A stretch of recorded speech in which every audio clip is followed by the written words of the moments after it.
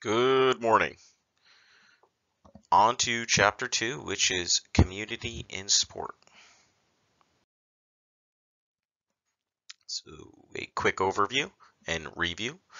Last chapter, a few terms we talked about was Sportuguese, right? Essentially, that the language of sports has really become embedded, an embedded part of our culture. Last chapter, we talked about how this class is really heavily rooted in sociology. Which is really the development, structure, and function of human society. And sure enough, this next chapter is a nice segue where it's community and sports. And, you know, one of the lines that the text uses is that sports are entrenched in our daily lives. They are every aspect of our daily lives. Also within the introduction, I think the authors put forth this notion that some may argue that sports are a microcosm of society, but they actually flipped it and said you could also view it that sports are a that society is a microcosm of sports. Now, how do we feel about that? You know, my thought as I was reading it is not everyone really connects to sports, so I'm not really sure if I completely agree with it. Obvious odds are that if you're in this class, you probably feel that you are probably going to agree with it. But think about people who aren't related to sports, and maybe some of you are, right? Would you say that society is a microcosm of sport, or would you kind of flip that? Right? I thought that was an interesting way to frame that early part of the chapter. So this chapter breaks down four key community stakeholders: the participant, organizations, various sporting organizations, media entities, and fans. And we're going to get a little bit deeper into each one. But we can say that we are related, or we can relate to each of these levels to some degree. At some point, we were a participant. On some level, we may be involved in organizations, or our sport consumption is related to sporting organizations, which is also heavily connected to media entities. And inevitably, especially at the professional level, all of this is very contingent upon fans, right? There must be some sort of fans which provide some sort of financial or economic boost to all for these things to take place. So let's start with the participants. I'll also say that make sure you're paying attention to all of these, because your assignment at the end of this presentation is going to be contingent upon you, A, reading the text, and B, understanding each of these stakeholders, and you're going to have to discuss a few different questions about each one. So the authors of the text break down participants into four levels, really starting at a foundational level, which is the casual participant. The truth is, all of us have participated in sport to some capacity, right? Maybe you didn't play in college, maybe you didn't play in high school, maybe your parents didn't even have you play sports ever growing up, but guess what? You probably played, whether it was in physical education class or during recess at school, or even just played catch with your parents at home, right? Or your brothers and sisters, whatever it is. We were all a casual participant of sport at some point in our lives. Now, the degree of our participation, or the probability of us continuing, was really based on four different areas. One would be personality characteristics. Some of us seem to be much more active or interested, I'll say, in sports, and that's really just based on our personality. Another aspect is resources. Did we have the resources readily available to partake in sport? Certain sports are more costly than others, and if you had this active interest in a costly sport, but you did not have the economic means, perhaps you did not continue playing that sport because of that. Three is interactions with close contacts. So what do we mean here? A big one here is your parents, right? Your parents. Did your parents, maybe they were big sports enthusiasts and maybe they pushed you towards sports. I can say that I truly believe in the benefit of sports, both on the consumption of professional sports and very much so in participation. So I am actively pushing my daughter towards participating in sports. Hopefully, I'm not that crazy parent that's pushing her, pushing her, pushing her, and then inevitably pushing her farther away. But I do believe it's very important for youth to partake in sports for confidence, self-efficacy, self-esteem, all of those things. So I'm pushing her there. So I would say my daughter is hopefully more likely to partake in sports middle school and high school. Whether she makes it in college, no big deal. But start thinking about who was pushing you, whether it was parents, friends, whatever it is. And then the last one is our athletic ability. As we move up the sporting chain, things become slightly more competitive. We go from playing at recess and playing basketball or catch with friends towards middle school, where maybe at the middle school level there are tryouts, towards high school, where there usually are, depending on the sport, tryouts, football. Well, maybe not football because they keep a lot of athletes, but again, basketball, soccer do usually have tryouts, and then obviously at the collegiate level, it becomes even more competitive, and athletic ability is a major either hindrance or major variable when it comes to the decision of whether or not we're going to continue our sporting behaviors. Um, so that is casual, right? We all started as a casual participant. From casual, then there's intramurals. From intramurals, there's amateur athletics. Amateur athletics is an interesting one, and I'm not sure what your sporting history is or your sporting background is in this class.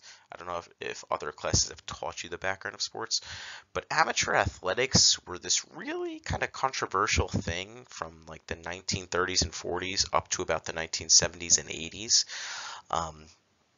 Essentially, amateur athletic associations or amateur athletic unions put on sporting events, and they would not allow professional athletes to compete. The best example, if any of you have seen the movie Prefontaine or the athlete Steve Prefontaine, he was one of many athletes who were trying to fight for athlete rights, where, hey, if I am going to be an athlete, I need to get paid if I want to live my life. But athletic associations, as a true amateur, and I'm using this in quotation marks, they refuse to let them get paid. So some athletes would be banned from amateur athletic competitions if they were getting paid. So another example of this is NCAA. That's much more relatable. The NCAA, I believe this is still the case, where they were trying to preserve the amateur athletic name, but this is obviously has now changed with name, image, and likeness rules. It's a very interesting history lesson on amateur athletics, but it's truly evolving, and in my opinion, amateur athletics is basically a thing of the past at this point. And then now it's professionals, right? The last one is professionals. One interesting aspect, you should look at your textbook and see the highest paid athletes. I think it's of 2019. There's some large sums of money. I think some of you might even be surprised at how much these athletes are making per year in conjunction with their salary, combining endorsements. So, the three highest paid athletes were soccer players, and all three of them made over $100 million per year. Right? I would say probably almost everyone on this list has or will be a billionaire by the time their career is done, which is pretty crazy to say that we now have many billionaires, billionaire athletes. Again, something pretty crazy to realize. Sometimes, because of these incomes, some athletes are not quite relatable. And one element that the book talked about as a professional is a lot of these athletes, their money doesn't come just from their salary within their sport. And the athlete they talked about specifically was Usain Bolt. Usain Bolt did not get a lot of money from his competitions. The vast majority of his income, which I think the text said 30 million, but from my understanding, his peak was 10 million, whatever. It's still a lot of money. The vast majority of his income was from endorsements. And Usain Bolt was the true peak, the apex. He was one of the most endorsable athletes you can imagine. From everything from his name being Usain Bolt, and of course he was the fastest man alive, to his charisma, to his playfulness, the entire world truly loved this person. He's probably a little bit beyond some of your times, where he stopped competing now, probably 10 years ago, right? But he really kind of captured the world, being the fastest man alive. He was on all sorts of late night shows, and that's what really increased his marketability. All right, let's move on to the next. All right, sports organizations. These are key stakeholders. We could not consume sports if these organizations didn't exist. And really, there's several different levels of sports organizations.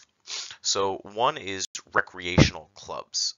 Recreational clubs like the YMCA are clubs that have a physical presence, a physical building for people to partake in athletics, like the YMCA. They should be distinguished from athletic clubs. Athletic clubs, like AAU associations, may not provide space. So if you think about any YMCA, there's probably at this point thousands of YMCAs located throughout the country for someone to partake in various activities. However, certain AAU clubs don't actually provide a space for someone to partake in, like an AAU basketball team. That is up to the individual teams themselves to find that space. So that's a key distinction there. Numbers 3 and 4. So 3, state, national, and really international federations. These are governing bodies of a particular sporting organization. So 2 examples are the NCAA, which all of you guys know, or the USAPL. The USAPL is the United States of America powerlifting governing body. So like I said, I hosted a powerlifting meet at my gym approximately 1 month ago in the month of August. What I had to do was, I don't know, about 9, 10, 11 months prior to me hosting this meet, I had to reach out to the governing body and say, hey, I want to host a meet. What do I have to do? And this governing body provided me everything from the rules to the state chair. They gave me the drug test, the medals. But again, these are the people that really provide the rules for how their sport is to be performed and even consumed. Next one is organizing committees. Sometimes sporting events need a specific committee that really wouldn't operate within the federation, right? Within the federation. So something like the IOC, the International Olympic Committee. The IOC sets up the site for the Olympics. So this is a massive undertaking. They are the largest organizing committee we could really think of.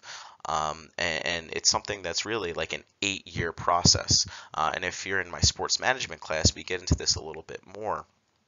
But there's other organizing committees on much smaller levels. So you could think of something like at a local football game, right? At a local football game, a organizing committee could be someone who manages the snack stand or something like that. We need people to sell tickets at the gate. We need security, right? So every sporting organization should have, or sporting event should have some sort of organizing committee. And this could fall, number 4 and 5 could be almost interchangeable, but team networks, right, which is really responsible for promotion, sales, marketing, and other aspects. All right, media entities. I'm not going to spend too much time on media entities, but I want you to start thinking about this question. Would sports be as popular as they are now without the evolution of sports media entities. ESPN did not exist 40, 45 years ago. I don't remember the exact year ESPN was created, but my guess is 45, 50 years ago. We did not have 24/7 sports 50 years ago. That was not a thing. Right nowadays, right? Again, I'm an avid fan. I could turn onto the radio and listen to ESPN radio 24/7. I could go on the internet and look up fantasy football rankings 24/7. At any given point, I could watch a documentary from Netflix on, I don't know, The Last Dance with Michael Jordan, right? These are all sports media entities. What would it be like if our sports media entities have not evolved? And it's on so many different levels, from the entertainment value to the delivery to the innovation of technology. What would sports consumption be like if we didn't evolve these things? I mean, imagine watching a sporting events on TV, I don't know, no commentary, right? With zero commentary, right? And a lot of us probably did this during the pandemic, right? During the pandemic, every local sporting event, or many local sporting events, were streamed live at the high school level. At least at my high school, we streamed all of our like basketball games, volleyball games, even some track and field meets, and maybe you watch some of these things. It was difficult to watch sometimes unless you had like a family member or something along those lines. It would be difficult to watch for two hours if there's no sporting commentary, if there's no production value, right? So this should kind of give you an idea of how important sports media entities are.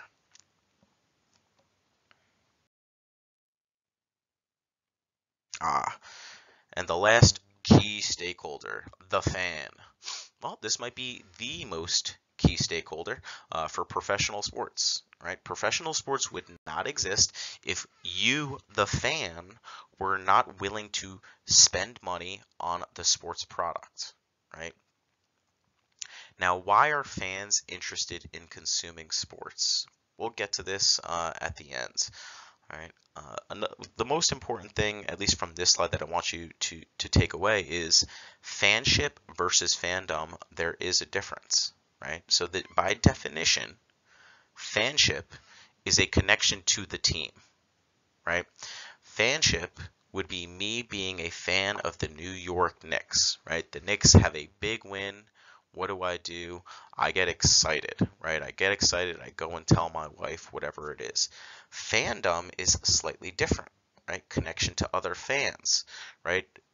Now, again, these things are related, but Knicks have a big win. What do? Oh, I don't know. I repost something from Bleacher Report about the Knicks getting a big win. What do I start to see? Other Knicks fans reposting these things, maybe on social media, and I reach out, I don't know, on their Instagram story, and I put something up in response. That's an example of fandom, and then we start connecting, right? I've been able to connect to many of my younger athletes through sports fandom who are Knicks fans, right? Another example might be Comic-Con, right? A big point of Comic-Con is not just a connection to the comics like Marvel, DC, or big movies that are coming out, but it's a connection to other fans, right? The other fans that are dressing up as superheroes. I mean, I haven't been to a Comic-Con event yet. That will change. But it just seems like a lot of fun. And what are they doing? They're connecting to other fans.